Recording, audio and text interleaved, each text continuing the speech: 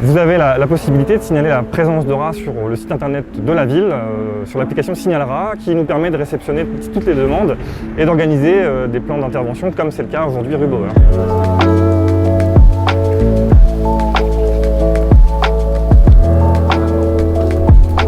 Aujourd'hui, on a un plan de dératisation sur la ville de Saintonge avec des opérations menées sur les différents secteurs de la ville, notamment les parcs, les jardins, les jardinières qui sont infestés par les rats. Et donc sur la base des signalements que nous recevons ou des constatations des services, comme les services des espaces verts par exemple, on réalise des opérations tout au long de l'année. On a 23 Bauer, on a une zone d'infestation de rongeurs. Donc on a fait appel à une équipe avec des furets et des chiens qui interviennent sur une zone où on a une grosse infestation de rongeurs. Donc ce qui va se passer, c'est que les furets vont descendre dans les terriers de façon à déloger les rongeurs et les chiens vont s'occuper de les estourbir afin de protéger la zone, enrayer l'infestation. Donc après notre passage, on n'a plus de problème d'infestation. Donc ça fonctionne extrêmement bien. Donc ça, c'est un exemple de grilles anti-rats qui ont été installées sur les évacuations pluviales au niveau du square Marmottan.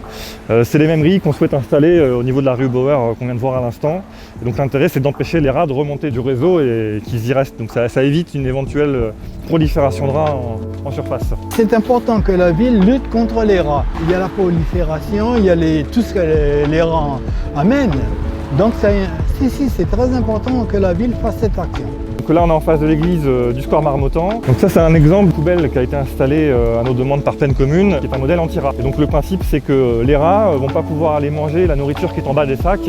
Et on rend du coup inaccessible toute la source de nourriture aux rongeurs qui seraient éventuellement dans le secteur. Le double intérêt, c'est que du coup, ils ne peuvent pas aller se nourrir et que s'il y a encore des rats en surface à proximité, les traitements qu'on réalise vont du coup être beaucoup plus efficaces.